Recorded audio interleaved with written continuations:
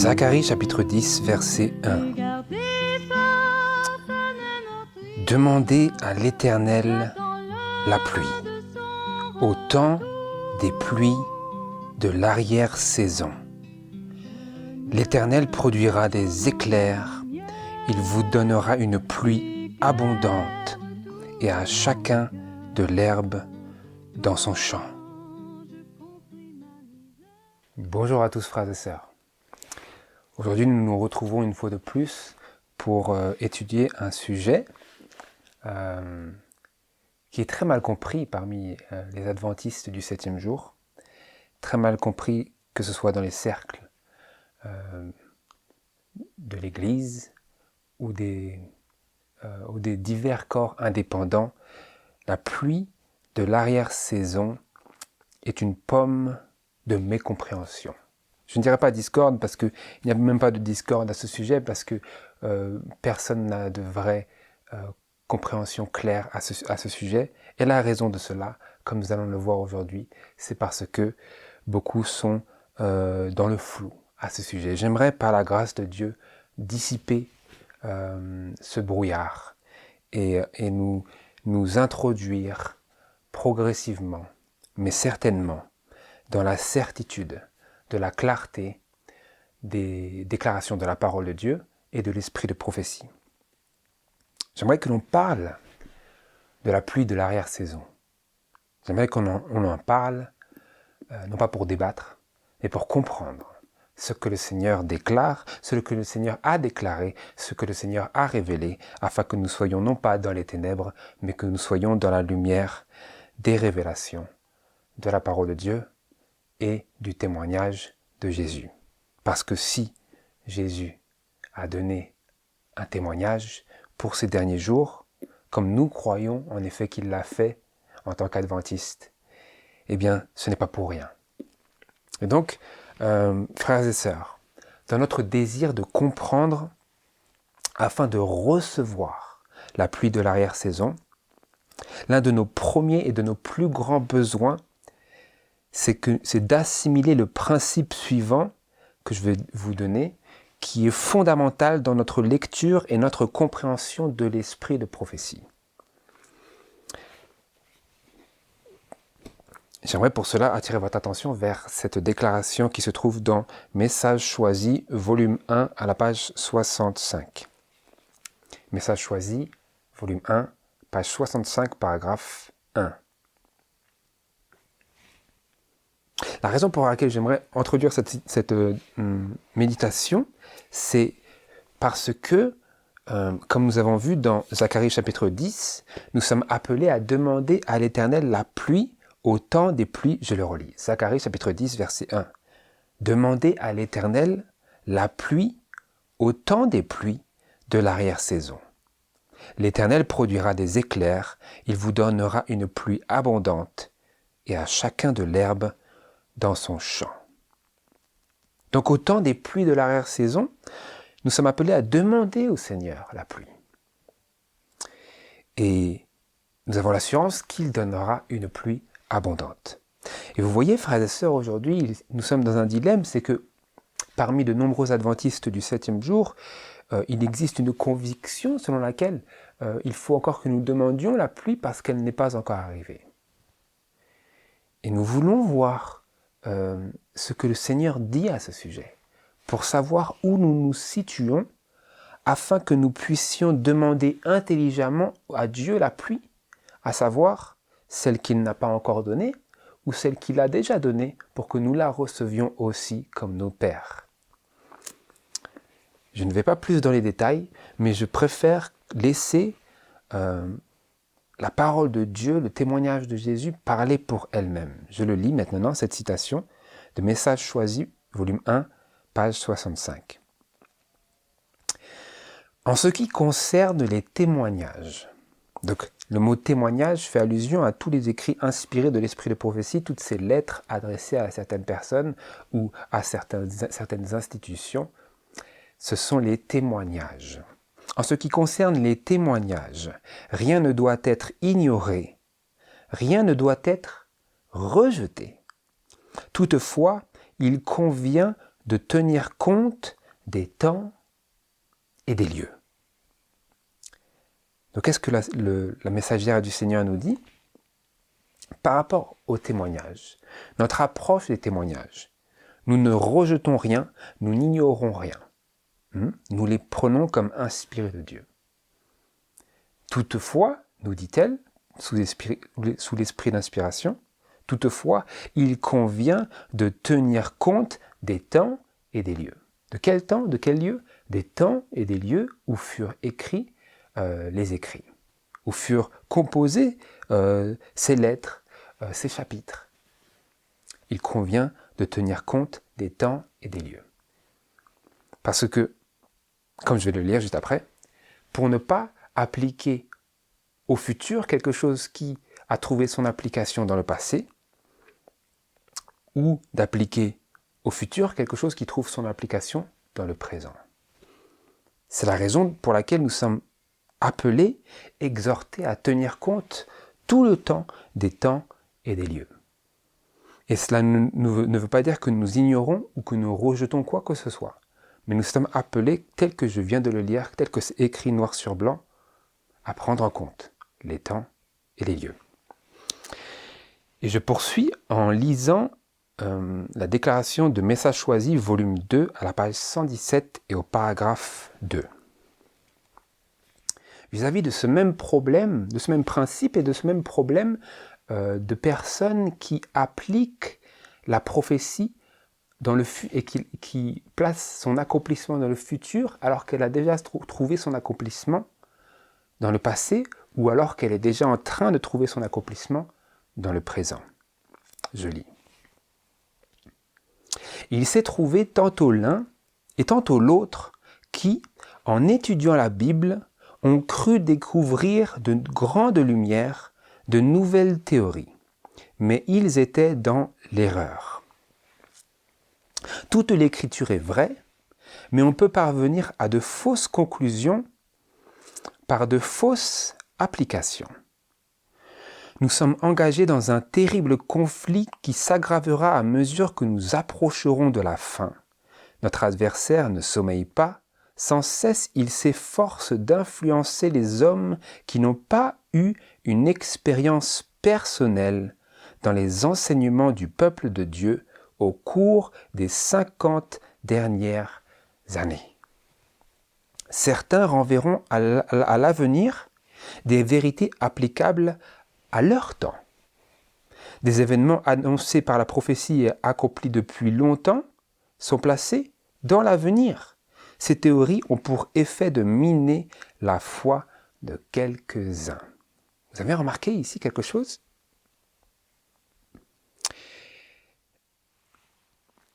L'ennemi s'efforce d'influencer les hommes qui n'ont pas eu une expérience personnelle dans les enseignements du peuple de Dieu au cours des 50 dernières années.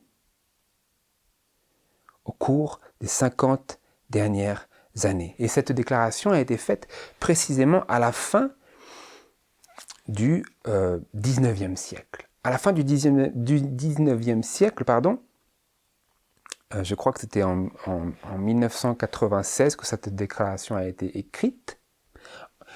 Elle parlait à cette époque-là des 50 dernières années durant lesquelles le peuple de Dieu avait, ceux qui avaient été guidés par le Seigneur, les pionniers du message adventiste du 7e jour, pendant ces 50 dernières années, ils avaient fait une expérience avec Dieu et dans les enseignements que Dieu avait donnés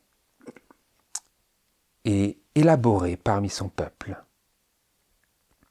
Et nous lisons que notre adversaire est sans cesse en train de s'efforcer d'influencer les hommes qui n'ont pas eu une expérience personnelle dans les enseignements du peuple de Dieu au cours des 50 dernières années. Et donc ces 50 dernières années, vous les situez entre 1848, le début du troisième ange, lorsque le sabbat pour la première fois a été annoncé, prêché, enseigné, avec bien entendu la vérité du sanctuaire qui va main dans la main avec le sabbat. Et cela vous mène à la fin, grossièrement, des années 1800 vers les années 1900. Donc, de 1850 à 1900, vous avez ici une période précise vers laquelle l'esprit de prophétie attire tout particulièrement notre attention, pendant laquelle le peuple de Dieu a été enseigné et guidé d'une manière toute particulière. Et toutes les personnes qui n'ont pas eu une expérience personnelle des enseignements du peuple de Dieu au cours de ces 50 dernières années-là, eh bien ils sont enclins, ils font l'objet des tentations et des séductions et de l'influence de l'ennemi des âmes, du diable, en ce que, parce qu'ils n'ont pas une expérience personnelle, ils sont faciles à tromper. Et donc, frères et sœurs, j'aime attirer votre attention vers le fait que ni vous, ni moi, ni quelconque autre personne que vous ayez pu connaître dans votre vie n'a fait une expérience personnelle dans les enseignements du peuple de Dieu au cours de ces 50 dernières années-là dont elle parle.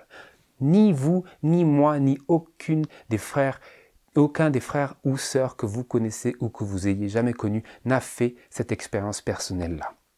Et donc nous sommes appelés pour cette raison même-là à faire très attention à ce qui est écrit dans les écrits inspirés de l'esprit de prophétie, parce que ce sont eux qui nous rapportent, conjointement avec les enseignements des pionniers de l'Église adventiste du 7e jour, ce sont eux qui nous rapportent ces vérités-là dans lesquelles nous n'avons pas fait une expérience personnelle. Une expérience personnelle, ce qu'elle veut dire, c'est une expérience vivante dans laquelle nous aurions été nous-mêmes une partie prenante du mouvement pendant que ces vérités étaient découvertes et enseignées en même temps parmi le peuple de Dieu, sous la direction du Seigneur lui-même à travers le témoignage de Jésus, à travers la messagère vivante en ce temps-là. Donc, vous et moi n'avons pas fait cette expérience personnelle, et donc vous et moi sommes et serons influençables par le diable et en proie à faire une mauvaise application des Écritures vis-à-vis de certaines choses qui auraient été appliquées dans le passé, qui devraient et qui trouvent leur application et leur accomplissement dans le passé, et nous serons tentés et influencés à placer leur accomplissement dans le futur. Je le lis, c'est ce que nous avons vu juste après. Certains renverront à l'avenir des vérités applicables à leur temps. Donc il y a une vérité qui s'applique à notre temps, mais il se peut que nous allons renvoyer à l'avenir cette vérité, renvoyer à l'avenir cette promesse, renvoyer à l'avenir cette déclaration. Pourquoi ? Parce que nous n'avons pas fait une expérience personnelle du message des 3 anges. Nous n'avons pas été là. Nous n'avons pas vécu avec eux, nous n'avons pas marché avec le Seigneur alors qu'il guidait son peuple pas à pas dans toute la plateforme de la vérité éternelle sur laquelle nous sommes appelés maintenant à poser fermement nos pieds, comme sur le rocher inébranlable de la vérité. Nous n'avons pas fait cette expérience-là. Et donc, nous sommes en proie à faire cette erreur-là qui nous est annoncée ici. Je le relis, certains renverront à l'avenir des vérités applicables à leur temps. Maintenant, deuxième point, des événements annoncés par la prophétie et accomplis depuis longtemps sont placés dans l'avenir. Ces théories ont pour effet de miner la foi de quelques-uns. Et le plus important ici, c'est que nous réalisions que même cette déclaration doit être prise, nous devons prendre en compte les temps et les lieux. À savoir, elle a été écrite à la fin des années 1800. Et à combien plus forte raison aujourd'hui est grand notre danger de faire partie de ces personnes-là qui, n'ayant pas eu une expérience personnelle dans l'expérience du peuple de Dieu pendant ces 50 dernières années, À combien plus forte raison sommes-nous en danger de tomber dans ces travers-là, parce que nous n'avons pas fait cette expérience personnelle-là. Et à combien plus forte raison sommes-nous en danger de miner la foi de quelques-uns en enseignant et en plaçant dans l'avenir des événements annoncés par la prophétie qui ont trouvé leur accomplissement depuis longtemps. Qu'est-ce que ça va faire pour nous si nous croyons que certaines choses ont encore besoin de trouver leur accomplissement dans l'avenir, alors qu'en réalité, elles ont été accomplies depuis longtemps? Qu'est-ce que cela va faire? Cela va miner notre foi. Miner, cela veut dire que ça va la réduire, l'amoindrir, la détruire. Voilà ce que ça veut dire miner.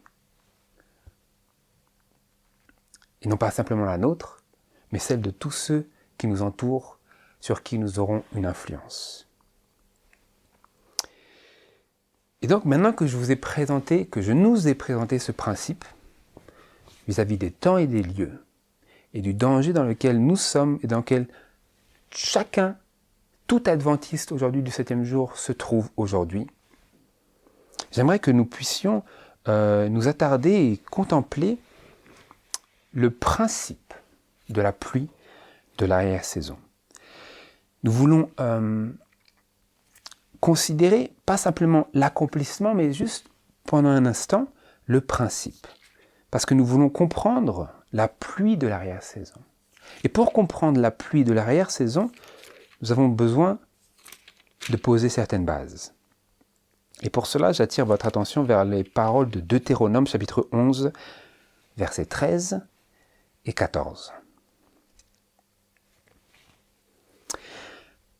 Deutéronome chapitre 11, verset 13. « Il arrivera donc que si vous obéissez à mes commandements, que je vous donne aujourd'hui, d'aimer l'Éternel votre Dieu et de le servir de tout votre cœur et de toute votre âme, je donnerai en son temps la pluie à votre pays, la pluie de la première et de la dernière saison, et tu recueilleras ton froment, ton mou et ton huile. » Quelle est l'utilité ici? Quel est l'objectif? Quel est le but pour lequel Dieu promet de donner? Quelle est l'importance que Dieu donne la pluie de la première et de la dernière saison en son temps? C'est marqué à la deuxième partie du verset 14, « Et tu recueilleras ton froment, ton mou et ton huile. » Comme une conséquence directe d'avoir reçu la pluie de la première et de l'arrière-saison. Les pluies de la première et de la dernière saison étaient indispensables pour une bonne récolte. Et nous regardons aussi dans Jacques chapitre...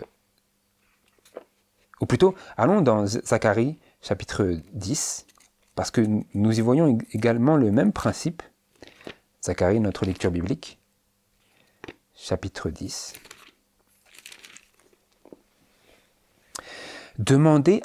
Zacharie chapitre 10, verset 1. « Demandez à l'Éternel la pluie, au temps des pluies de l'arrière-saison. L'Éternel produira des éclairs, il vous donnera une pluie abondante, et à chacun de l'herbe dans son champ. » Donc, il va de soi que le message ici est métaphorique et symbolique, est une illustration pour parler d'autre chose. Et nous voyons que c'est le cas en nous tournant vers les paroles de Jacques, chapitre 5 et verset 7.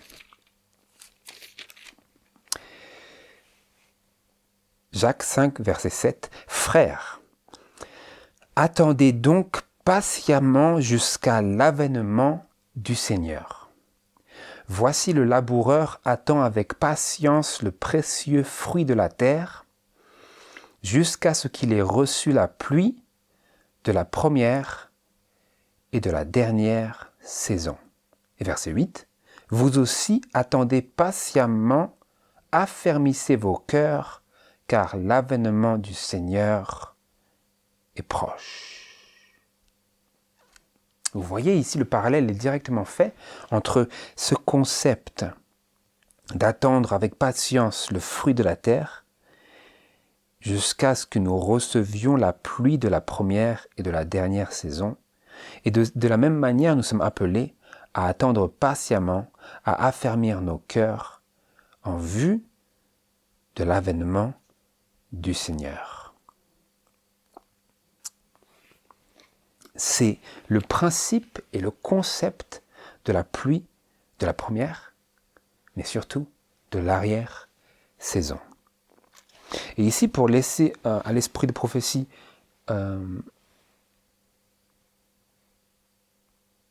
l'opportunité et l'occasion de nous expliquer clairement, sans aller dans divers recoins de compréhension, nous nous tournons vers ce livre qui s'appelle « Instruction pour un service chrétien » à la page 305, paragraphe 1, jusqu'à la page 306, paragraphe 2.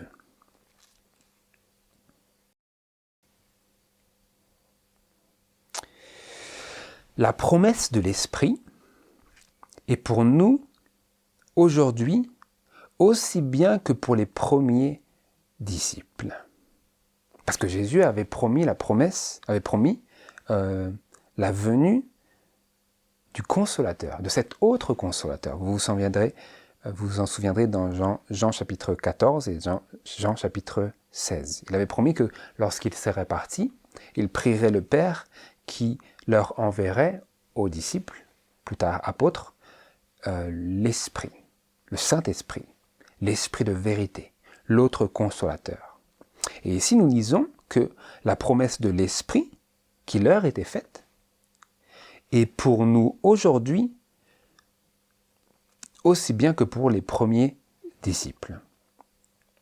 Dieu revêtira aujourd'hui de la puissance d'en haut des hommes et des femmes, comme il le fit au jour de la Pentecôte pour ceux qui entendirent la parole du salut.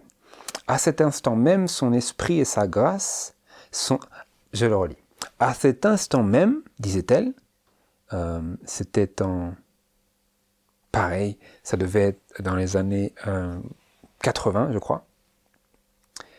À cet instant même, son esprit et sa grâce sont à la disposition de tous ceux qui en sentent le besoin et qui le prennent au mot. Et qui prennent le Seigneur au mot, qui sont prêts à croire en sa parole. À cet instant même, disait-elle, à cette époque-là,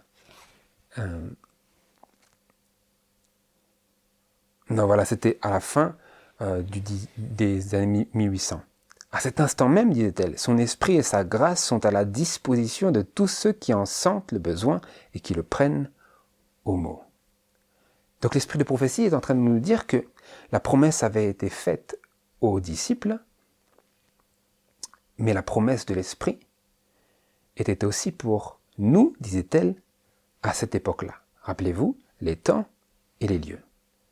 Vous pouvez prendre aussi cette promesse et l'appliquer au XXIe siècle, parce que la promesse de l'Esprit est à travers tous les âges, mais c'est important de prendre en compte les temps et les lieux et de se rappeler qu'elle parle ici, à cet instant même, alors qu'elle écrit.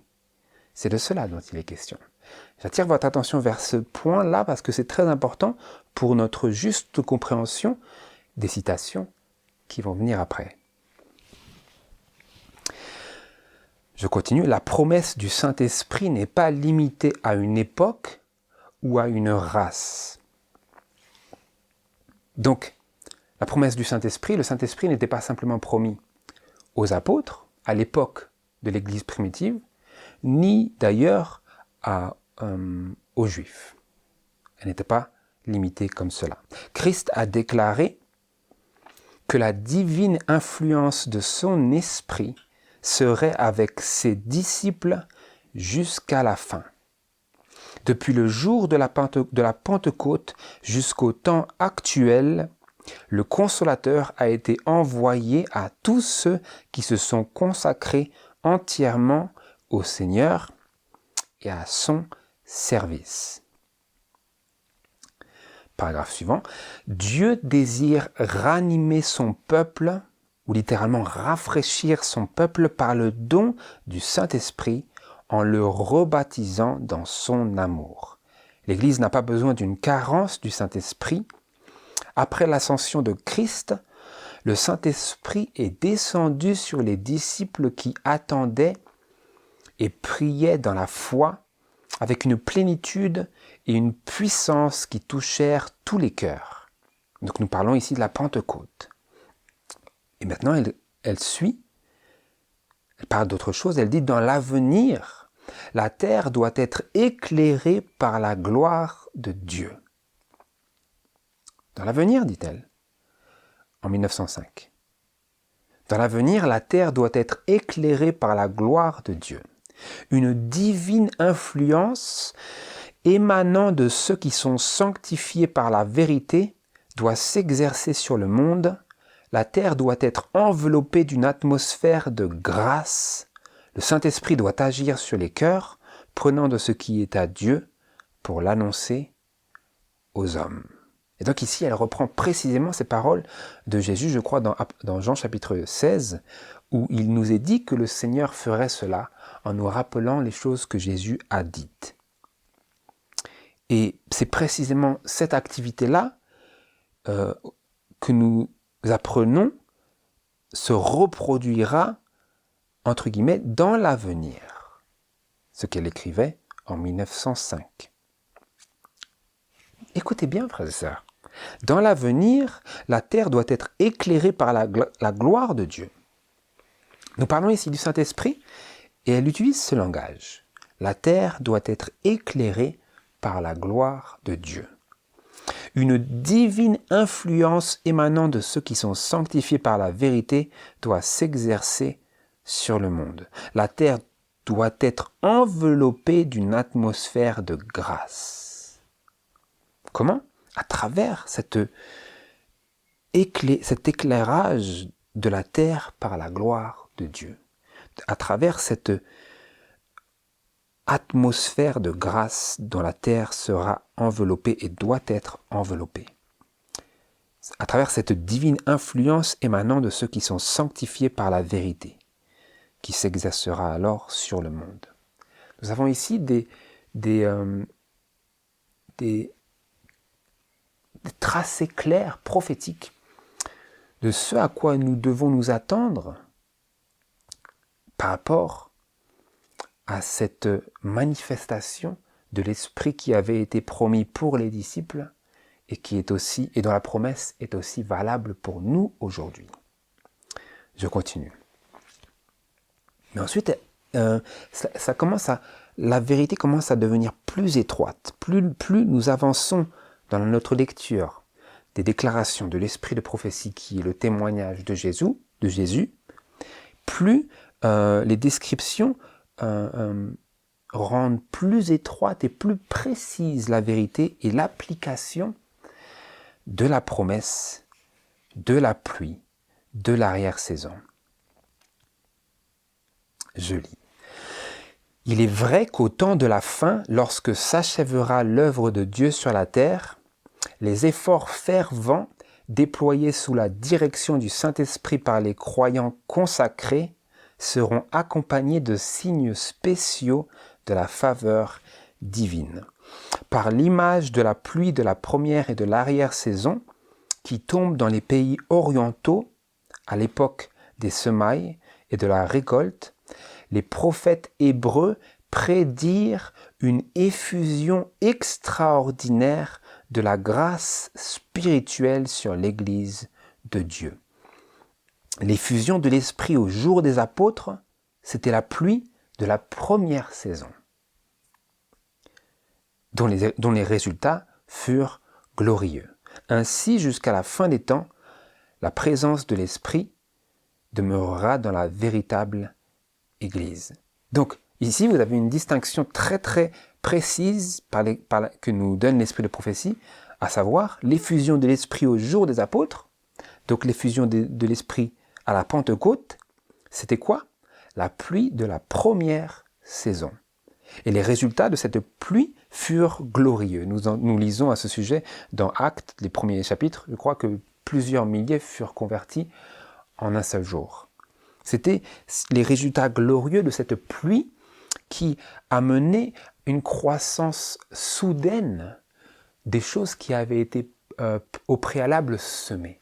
La parole de Dieu avait été semée, mais quand le Saint-Esprit descendit à la Pentecôte, après que les apôtres se soient réunis et confessé leurs fautes les uns aux autres et cherché le Seigneur de tout leur cœur,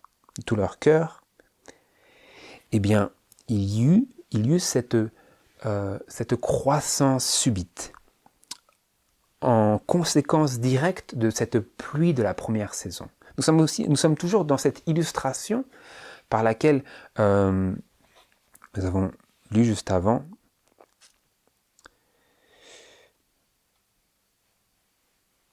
Je le relis par rapport voilà, par l'image de la pluie de la première et de l'arrière-saison qui tombe dans les pays orientaux à l'époque des semailles et de la récolte, les prophètes hébreux prédirent une effusion extraordinaire de la grâce spirituelle sur l'Église de Dieu, à la fois à la Pentecôte et au temps de la fin lorsque s'achèvera l'œuvre de Dieu, à la première saison et à la dernière ou l'arrière-saison. La première saison, c'est pour donner une stimulation à la plante, que ce soit du blé ou du maïs, ou de l'orge ou de l'avoine, pour donner un élan à la plante, pour lui donner la force d'envoyer ses racines vers le bas et de pousser vers le haut, bien entendu. Et la pluie de l'arrière-saison, c'est après que le fruit ait grandi et commencé à grandir dans la plante, c'est pour mener le fruit à sa maturité. Et ces choses-là sont une image de ces choses, de cette prédiction d'une effusion extraordinaire de la grâce spirituelle sur l'Église de Dieu, à la fois à la Pentecôte et à la fin des temps, au temps de la fin. Je continue. Une autre citation, on est encore dans les principes. Nous sommes dans les principes généraux pour comprendre le concept de la pluie, à la fois de la première, mais surtout de l'arrière-saison, et pour ensuite pouvoir appliquer d'une manière intelligente ces principes généraux qui nous sont donnés de manière très claire et merveilleuse par le Saint-Esprit à travers l'esprit de prophétie. Je lis. L'effusion de l'Esprit au jour des apôtres était la pluie de la première saison, et les résultats en furent glorieux. Mais la pluie de l'arrière-saison sera encore plus abondante. Quelle est la promesse faite à ceux qui vivront dans les derniers jours, nous demande-t-elle. Retournez au lieu fort, elle cite, captif, qui avait espérance. Aujourd'hui même, je le déclare, je te rendrai 2 fois autant. Demandez à l'Éternel la pluie au temps des pluies de l'arrière-saison. L'Éternel produira des éclairs, il vous donnera une pluie abondante, et à chacun de l'herbe dans son champ. Donc nous avons la promesse que la pluie de l'arrière-saison sera encore plus abondante que ne l'avait été celle de la première saison, au jour de la Pentecôte. Et maintenant, frères et sœurs, j'aimerais la question qui se pose aujourd'hui, j'aimerais vous poser cette question en considérant toutes ces choses que nous avons lues, toutes ces déclarations. La question c'est, attendons-nous encore la pluie de l'arrière-saison? Est-elle future ou est-elle passée? Nous voulons bien nous poser la question parce que nous ne voulons pas faire partie de ces personnes-là qui renvoient à l'avenir des choses qui ont déjà trouvé qui trouvent en ce moment leur accomplissement dans leur temps présent, ou, encore une fois, qui renvoient à l'avenir des choses qui ont trouvé leur accomplissement longtemps dans le passé, comme nous l'avons lu. Dans la citation de Messages choisis, volume 2, page 117. Donc, est-ce que nous attendons encore la pluie de l'arrière-saison?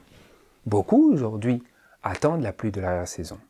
Ils se rassemblent et ils prient avec la ferveur qu'ils croient être requise pour solliciter Dieu qui à leur entendement, n'a pas encore fait venir à l'accomplissement de cette promesse.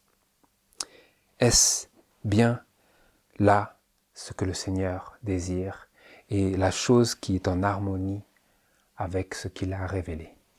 J'aimerais vous partager des choses très importantes qui, depuis que je les comprends et que je les connais, ont ouvert mon intelligence à tant d'autres choses dans la parole de Dieu et ont défait mes chaînes d'ignorance pour me faire entrer dans les plaisirs et la lumière de la parole certaine, la parole prophétique certaine qui nous est donnée comme une encre pour notre âme et par laquelle le Seigneur nous console d'une manière qu'il ne peut le faire d'aucune autre manière.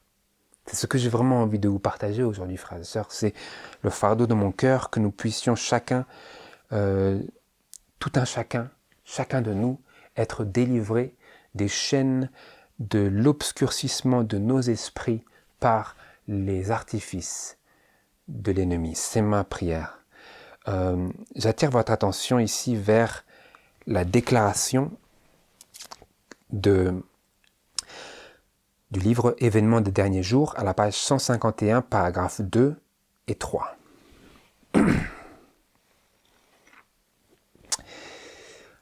Le Seigneur, dans sa grande compassion, sa grande miséricorde, a envoyé un précieux message à son peuple par les frères Waggoner et Jones. Ce message avait pour but d'exalter devant le monde le Sauveur crucifié, le sacrifice pour les péchés du monde entier. Il présentait la justification par la foi dans la rançon. Il invitait les gens à recevoir la justice de Christ qui est rendue manifeste par l'obéissance à tous les commandements de Dieu. Qu'est-ce que le Seigneur, dans sa grâce, a donné? Dieu a donné un précieux message par qui? Par les frères Waggoner et Jones. E.J. Waggoner et A.T. Jones. Et que faisait ce message? Ce message présentait la justification par la foi dans la rançon, qui est Christ. Ce message invitait les gens à recevoir la justice de Christ qui est rendue manifeste par l'obéissance à tous les commandements de Dieu. Dieu a envoyé dans sa grande miséricorde un précieux message. Je continue. Beaucoup avaient perdu de vue Jésus. Ils avaient besoin que l'on dirige leur regard vers sa divine personne, ses mérites et son amour immuable pour la famille humaine. C'était le cœur du message. De ce message qui a été délivré, donné, communiqué, qui a commencé à la réunion de Minneapolis en 1888. Beaucoup avaient perdu de vue Jésus. Ils avaient besoin que l'on dirige leur regard vers sa divine personne, ses mérites et son amour immuable pour la famille humaine. Tout pouvoir a été remis entre ses mains afin qu'il puisse faire de riches dons aux hommes, accordant le don inestimable de sa propre justice à l'être humain désespéré. Tel est le message que Dieu a commandé de donner au monde. C'est le message du troisième ange qui doit être proclamé d'une voix forte et accompagné d'une large mesure de l'effusion du Saint-Esprit. Est-ce que vous comprenez, frères et sœurs? Est-ce que nous comprenons? Cette déclaration a été faite en 1895. Quel était ce message que Dieu, dans sa miséricorde, a donné à son peuple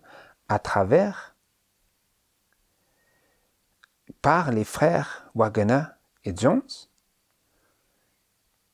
Ce message, c'est le message du troisième ange qui doit être proclamé d'une voix forte et accompagné d'une large mesure de l'effusion du Saint-Esprit.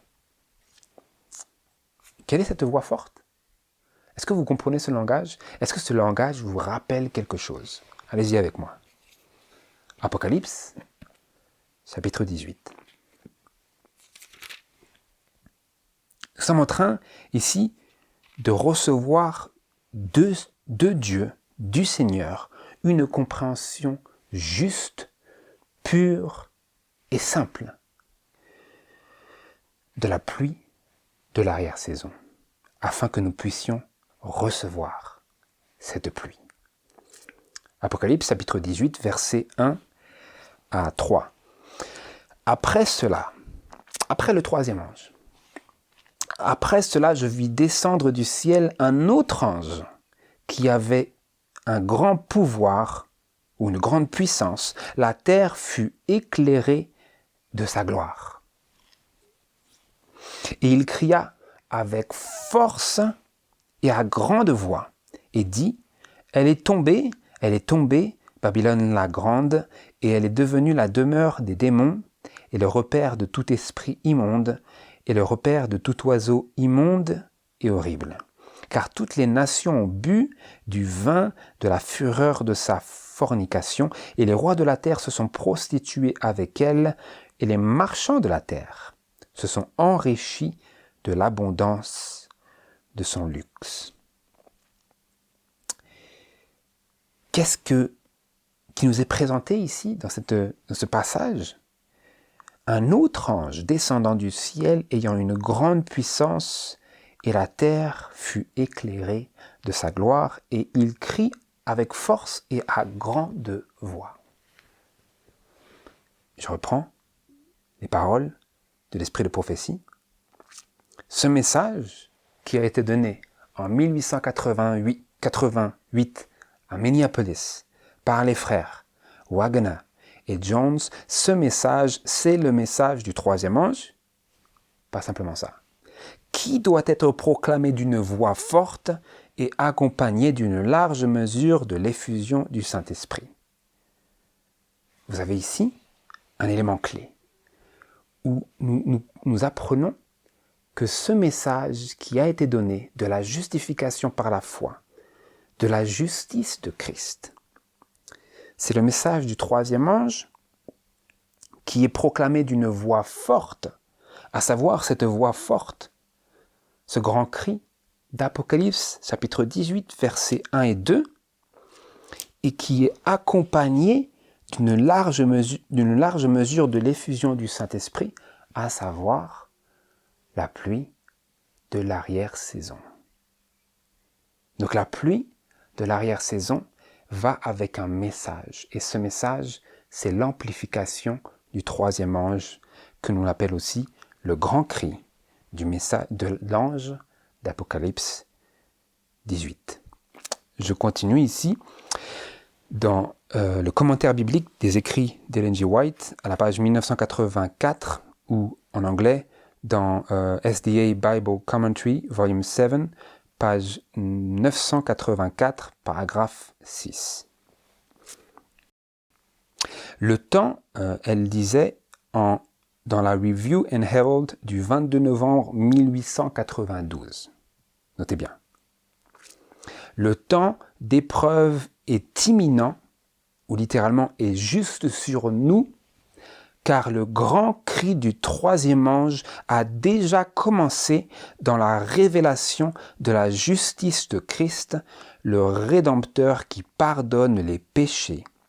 Ceci est le commencement de la lumière de l'ange dont la gloire remplira toute la terre. Parlant encore précisément de ce message de 1888.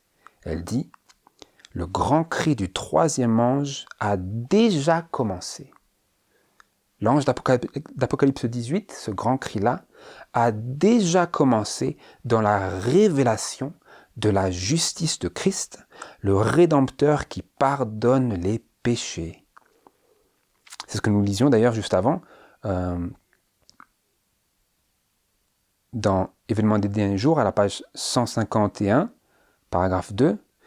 Ce message donné par Waggoner et Jones avait pour but d'exalter devant le monde le Sauveur crucifié, le sacrifice pour les péchés du monde entier. C'est exactement la même chose. Et je reviens. Ceci est le commencement de la lumière de l'ange dont la gloire remplira toute la terre. Donc dites-moi, frères et sœurs, cet ange d'Apocalypse chapitre 18, ce grand cri du troisième ange, l'attendons-nous dans l'avenir ou a-t-il trouvé son accomplissement dans le passé? Je vous donne la réponse ici. Ce message de la justice de Christ de Minneapolis de 1888, ceci est le commencement de la lumière de l'ange dont la gloire remplira toute la terre. Est-ce que le message a déjà commencé? C'est écrit ici, en 1892, 4 ans après la réunion de Minneapolis, la messagère du Seigneur disait, le témoignage de Jésus déclarait que le grand cri du troisième ange a déjà commencé. La pluie de l'arrière-saison a déjà commencé à tomber. Nous sommes en train d'obtenir une compréhension inspirée du sujet, de la réalité, de la pluie, de l'arrière-saison. Rappelez-vous ce que nous avons lu?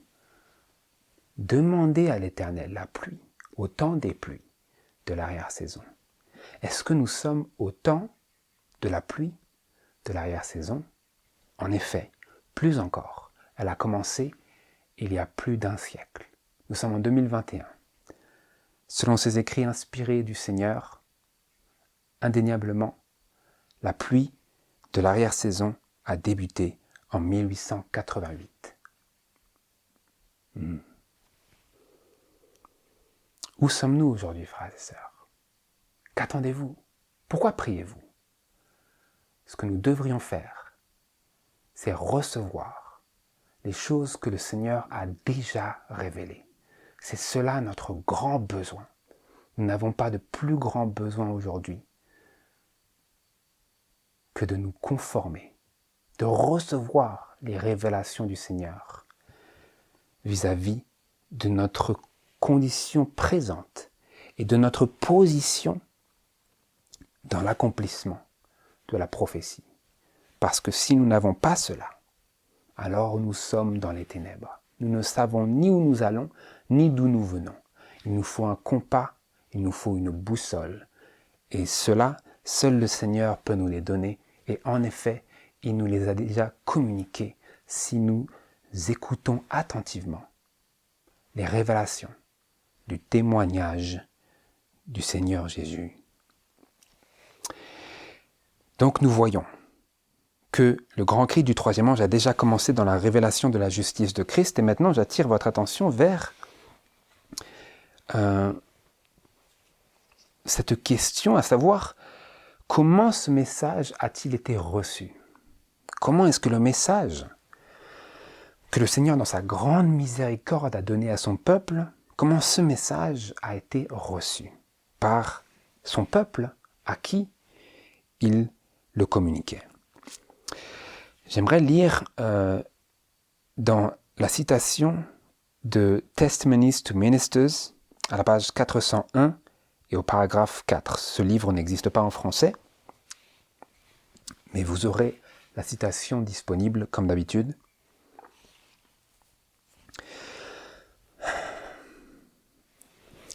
Le grand objet de la venue ou de l'avènement du Saint-Esprit est clairement précisé par Christ. Quand il sera venu, dit-il, il, l'Esprit, convaincra le monde de péché, de justice et de jugement. Donc l'Esprit de prophétie est en train de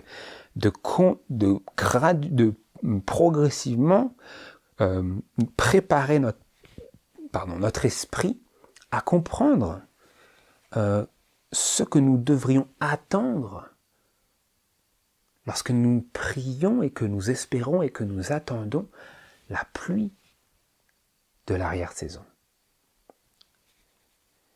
Elle dit, le grand objet de la venue du Saint-Esprit est clairement précisé par Christ. Donc le Seigneur est en train ici de nous dire la raison pour laquelle le Saint-Esprit a été promis et pour laquelle le Saint-Esprit pour laquelle nous avons besoin du Saint-Esprit, pour laquelle le Saint-Esprit est requis dans notre expérience, c'est ce que Jésus a dit quand il a dit « Quand il sera venu, il convaincra le monde de péché, de justice et de jugement. » Donc, dans la venue du Saint-Esprit, frères et sœurs, dans la pluie du Saint-Esprit, il s'agit non pas, comme nous avons été si longuement conditionnés à le croire, d'une effusion d'excitation, de merveilleux sentiments intérieurs, extérieurs, d'une euphorie spirituelle.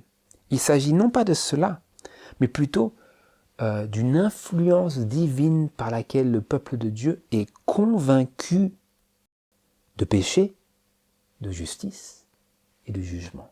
L'Esprit convainc, l'Esprit de Dieu persuade, l'Esprit mène à la confession, l'Esprit mène à la repentance.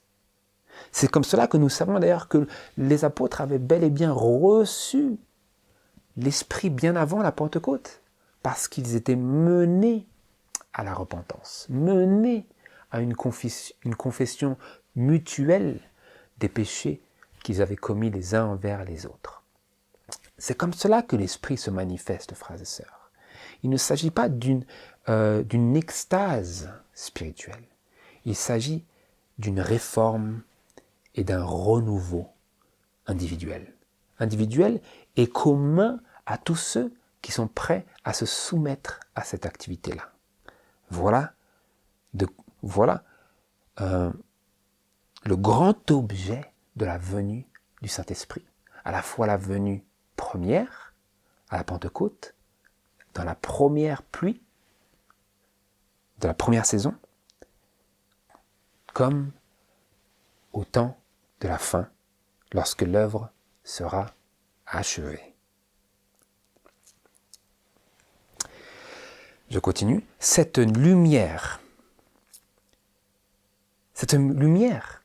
vis-à-vis du Saint-Esprit, vis-à-vis de la réelle activité de l'Esprit, cette lumière a été maintenue devant notre peuple pendant de nombreuses années, dit-elle, en 1897, l'année où cette déclaration a été écrite. Cette lumière a été maintenue devant notre peuple pendant de nombreuses années. La puissance du Saint-Esprit a été largement manifestée à Battle Creek, le grand cœur de l'œuvre, afin d'être communiquée à ceux qui se trouvent dans les chemins et le long des haies, afin que les masses d'êtres humains sous l'emprise de Satan, du péché et de la mort puissent être réformés et restaurés par la puissance de l'Esprit. Donc au cœur même de l'œuvre de l'Église adventiste du 7e jour, à cette époque-là, à la fin des années 1800, allant vers le XXe siècle, elle pouvait dire que la puissance du Saint-Esprit a été largement manifestée à Battle Creek. Parce que il y avait eu non seulement cette réunion à Minneapolis avec les frères Waggoner et Jones qui avaient présenté le message de la justification par la foi, mais dans les années qui ont suivi cela, les frères Waggoner et Jones ont continué de présenter ce message que le Seigneur leur avait confié pour le peuple de Dieu. Et donc, inévitablement, à Battle Creek aussi, il y a eu pendant de nombreuses années, vous avez 9 ans entre le début du message du grand cri du troisième ange et la date où cette déclaration a été faite. Et donc, il y a eu de nombreuses années qui se sont écoulées pendant lesquelles ce message de la justification par la foi, de la justice de Christ, qui met en avant le fait que nous n'avons aucune justice, ce message avait été longuement maintenu devant notre peuple pendant de nombreuses années. La puissance du Saint-Esprit a été largement manifestée à Battle Creek, le grand cœur de l'œuvre, afin d'être communiqué à ceux qui se trouvent dans les chemins et le long des haies, afin que les masses d'êtres humains sous l'emprise de Satan, du péché et de la mort puissent être réformés et restaurés par la puissance de l'Esprit. Donc Dieu était en train de communiquer à son peuple cette vérité, afin qu'eux-mêmes se réforment, pour qu'ils puissent ensuite communiquer à tous ceux qui voudraient bien le recevoir, ce message, qui est le message de la pluie de l'arrière-saison pour mener à pleine maturité le fruit qu'ensuite Dieu, Jésus, viendra recueillir lors de son second avènement. Donc Dieu était venu à Battle Creek, à Minneapolis, et ensuite à travers tous les différents endroits auxquels les serviteurs Jones et Waggoner se sont rendus pour prêcher la parole, pour annoncer ce message dont ils savaient pertinemment qu'ils étaient les détenteurs et les instruments.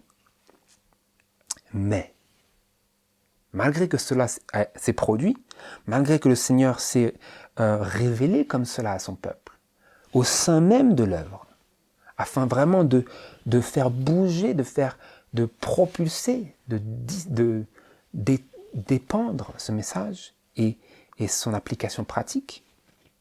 Mais, je lis, « Mais lorsque la lumière est parvenue à ceux qui se trouvaient au cœur de l'œuvre, ils n'ont pas su comment la traiter. » 1897. Lorsque cette lumière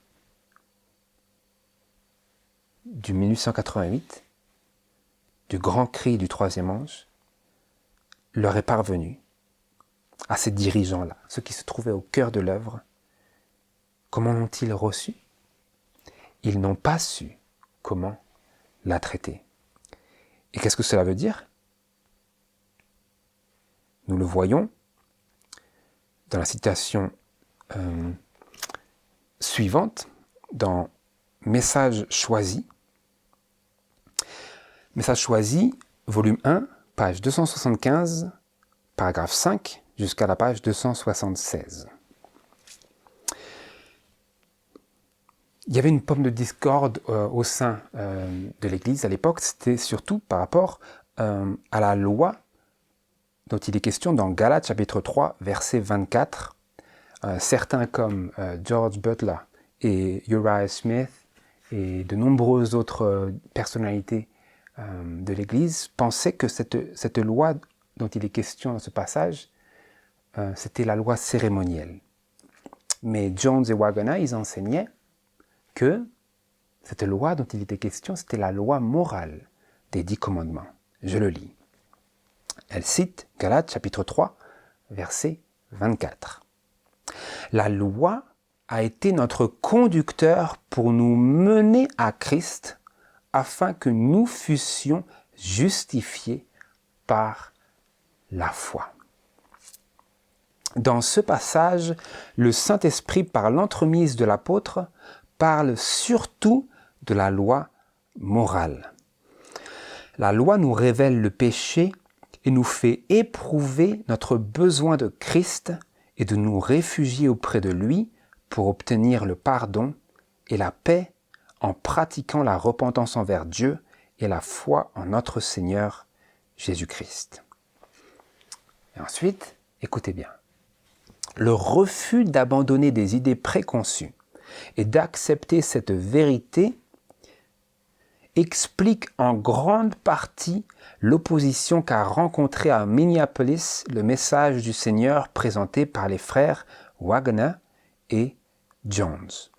En suscitant cette opposition, écoutez bien, en suscitant cette opposition-là, Satan a réussi dans une grande mesure à priver notre peuple de la puissance extraordinaire du Saint-Esprit que Dieu désirait ardemment lui communiquer. L'ennemi les a empêchés d'obtenir cette efficience qui aurait pu être la leur pour proclamer la vérité au monde, de la même manière que les apôtres l'avaient proclamé après la Pentecôte. On a résisté à la lumière qui doit illuminer la terre entière de sa gloire, et ce sont nos propres frères qui ont contribué pour une grande part à priver le monde de cette lumière. Donc, ils n'ont pas su comment la traiter, et donc, qu'ont-ils fait? Ils l'ont rejeté, ils y ont résisté. Il est écrit que on a résisté à la lumière qui doit illuminer la terre entière de sa gloire, et ce sont nos propres frères qui ont contribué pour une grande part à priver le monde de cette lumière. Ce fut écrit en 1896. Donc, c'était le refus d'abandonner des idées préconçues et d'accepter cette vérité au sujet de la loi de Galates chapitre 3 verset 24 qui expliquait et qui explique en grande partie l'opposition qu'a rencontré à Minneapolis le message du Seigneur présenté par Wagner et Jones. Ils refusaient d'abandonner leurs idées préconçues et ils refusaient d'accepter cette vérité au sujet de la loi morale, à savoir que la loi a été notre conducteur pour nous mener à Christ afin que nous fussions justifiés par la foi. Ce message-là mettait à bas l'esprit de légalisme en ce qu'il mettait en évidence le fait que toutes nos justices sont comme des vêtements souillés et élevait aux yeux du monde entier, et bien sûr de l'Église, la justice de Christ, qui est rendue manifeste, c'est vrai, par l'obéissance à tous les commandements de Dieu, mais qui est celle de Christ et qui n'est pas la nôtre. Et que la loi a été notre conducteur pour nous mener à Christ, en ce que la loi nous condamne et elle donne vie au péché. Et c'était tout ce message qui a suscité un tel esprit d'opposition. Et c'est cette opposition que Satan a utilisée pour priver dans une grande mesure notre peuple de la puissance extraordinaire du Saint-Esprit que Dieu désirait ardemment lui communiquer. Donc voilà comment le message a été reçu. Quand la lumière du 4e ange de l'Apocalypse 18 est arrivée, ils n'ont pas su comment la traiter, et donc ils l'ont rejetée. Ils y ont résisté. Mais ici, c'est la raison pour laquelle j'aimerais poser cette question. Aujourd'hui, beaucoup de personnes, ou je devrais dire une certaine frange adventiste, maintient que parce que ce message a été résisté à ce moment-là, alors maintenant il a été mis en suspens. Et nous devons encore maintenant attendre son accomplissement.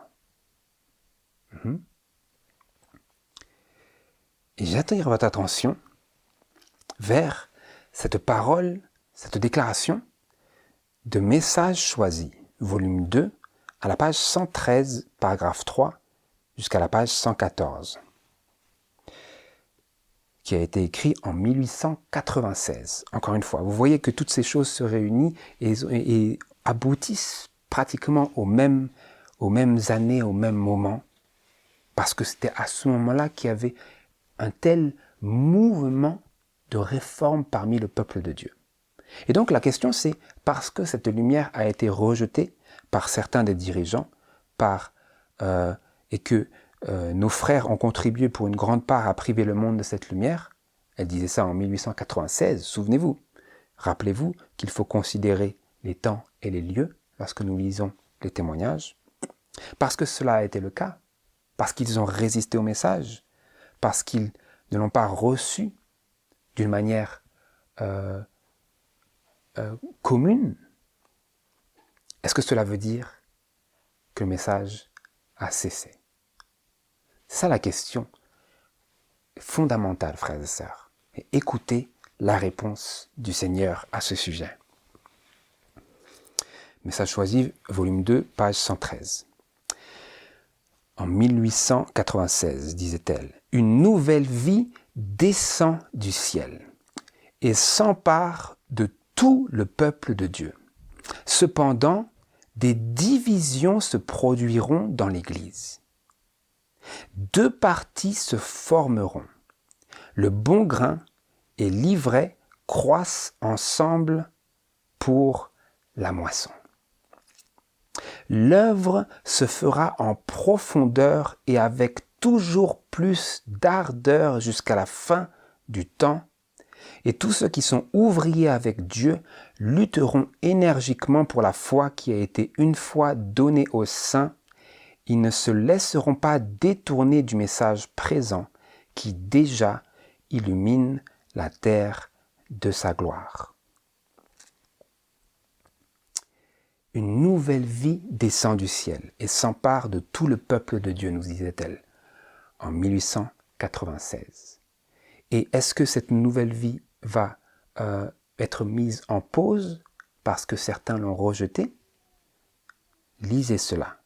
Elle dit, l'esprit de prophétie nous dit, cependant des divisions se produiront dans l'Église. Alors que cette nouvelle vie descend du ciel, quelle nouvelle vie? Je vis descendre du ciel un autre ange qui avait un grand pouvoir et la terre fut éclairée de sa gloire. Une nouvelle vie descend du ciel. Et cette vie, que fait-elle? Elle s'empare de tout le peuple de Dieu. Mais des divisions se produiront dans l'Église. Deux partis se formeront. Le bon grain et l'ivraie croissent ensemble pour la moisson. Et ensuite, il est écrit que l'œuvre se fera en profondeur et avec toujours plus d'ardeur jusqu'à la fin du temps. Donc, la déclaration prophétique, ici, le tracé prophétique nous montre, sans l'ombre d'un doute, frères et sœurs, que quand bien même il se peut que nous n'ayons pas vu de nos yeux, il faut que nous cherchions parce qu'il est déclaré que cette œuvre-là, du grand cri du troisième ange, de ce quatrième ange d'Apocalypse chapitre 18, se fera en profondeur. Ce message perdurera, continuera, se fera en profondeur avec toujours plus d'ardeur jusqu'à la fin du temps. Cette déclaration exclut toute possibilité qu'il y ait eu une pause, qu'il y ait eu une halte dans la pluie de l'arrière-saison. Et nous lisons que tous ceux qui sont ouvriers avec Dieu lutteront énergiquement pour la foi qui a été une fois donnée aux saints. Donc il y a deux parties qui se forment. Certains résistent et ne veulent pas du message, et d'autres deviennent du bon grain. D'autres reçoivent la nouvelle vie qui descend du ciel et qui s'empare d'eux. Et ceux-là lutteront énergiquement pour la foi qui a été une fois donnée aux saints. C'est une déclaration prophétique. Ils ne se laisseront pas détourner du message présent qui déjà illumine la terre de sa gloire. Ces personnes-là qui nous sont présentées ici par la prophétie, par la plume prophétique, inaltérable et inchangeable de Dieu, ces personnes-là, nous dit-on, ne se laisseront pas détourner du message présent qui déjà illumine la terre de sa gloire. Donc, frères et sœurs, la pluie de l'arrière-saison a commencé en 1888. Et nous lisons que l'œuvre ne s'est pas arrêtée. Peut-être que vous n'avez jamais vu comment elle s'est poursuivie. Et c'est la raison pour laquelle, par la grâce de Dieu, nous poursuivrons cette étude pour discerner ce qui s'est passé et qui a justifié et qui a vérifié ces déclarations du Seigneur par lesquelles il nous dit qu'il y aura un peuple qui bénéficiera, qui profitera de ces dernières ondées dans une mesure extraordinaire. Cette effusion du Saint-Esprit dans la pluie de l'arrière-saison. Puissions-nous recevoir, accepter le Saint-Esprit dans la vérité que nous avons aujourd'hui entendue du Seigneur et marcher avec cela. C'est ma prière. Que le Seigneur vous bénisse. Au nom de Jésus.